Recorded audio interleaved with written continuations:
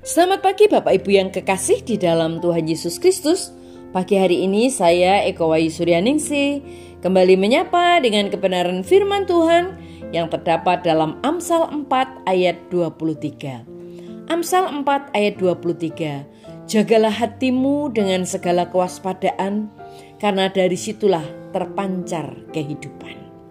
Bapak Ibu yang kekasih di dalam Tuhan, Tuhan jauh lebih tertarik untuk mengubah pikiran kita daripada mengubah keadaan kita. Kenapa? Kita ingin kadang-kadang Tuhan menyingkirkan semua masalah, rasa sakit, kesedihan, penderitaan, penyakit. Namun Tuhan ingin bekerja pada kita terlebih dahulu. Karena perubahan atau transformasi tidak akan terjadi dalam hidup kita sampai kita memperbaharui pikiran kita, sampai pikiran kita mulai berubah. Mengapa sangat penting bagi kita untuk belajar mengelola pikiran kita? Firman Tuhan memberi kita 3 alasan. Kita kelola pikiran kita karena pikiran kita mengendalikan hidup kita. Dalam Amsal 4 ayat 23 dikatakan, hati-hatilah dengan pikiranmu. Pikiranmu membentuk hidupmu. Pikiran kita memiliki kemampuan luar biasa untuk membentuk hidup kita dengan cara yang positif atau cara yang negatif. Mungkin kita menerima sebuah pikiran yang dikatakan seseorang kepada kita saat kita tumbuh dewasa.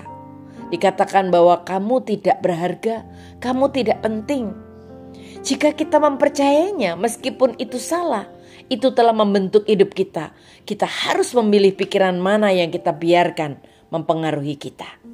Yang kedua, kita harus kelola pikiran kita karena pikiran adalah medan pertempuran untuk dosa.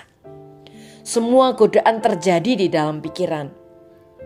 Paulus berkata dalam Roma 7 ayat 22-23, sejauh menyangkut manusia baruku, aku suka melakukan kehendak Allah. Tetapi ada sesuatu yang lain jauh di dalam diriku, di dalam manusia yang lebih rendah, yang berperang dengan pikiranku dan memenangkan pertarungan dan menjadikan aku budak dosa yang masih ada di dalam diriku. Dalam pikiranku aku menjadi hamba Allah yang rela, tetapi sebaliknya aku mendapati diriku masih diperbudak oleh dosa. Salah satu alasan mengapa kita merasa lelah secara mental adalah karena ada pertempuran dalam pikiran kita 24 jam sehari. Pertempuran itu melemaskan karena intens, dan intens karena pikiran kita adalah aset terbesar kita. Setan menginginkan aset terbesar itu. Dan yang ketiga, mengapa kita perlu mengelola pikiran kita? Karena itu adalah kunci kedamaian dan kebahagiaan.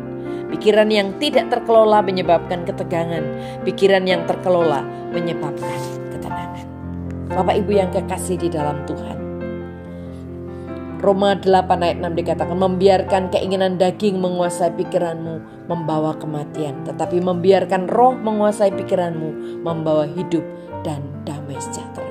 Mari kita sungguh-sungguh bisa mengelola pikiran kita hari ini. Amin. Mari kita berdoa. Tuhan Yesus, terima kasih buat firman-Mu hari ini. Kami diingatkan ketika keadaan kami berada di luar kendali, kami ingin meluangkan waktu untuk mengelola pikiran kami. Kami ingin mohon pertolongan-Mu supaya kami dapat mengelola dan menemukan kedamaian dan kebahagiaan meskipun kami sedang menghadapi masa-masa sulit.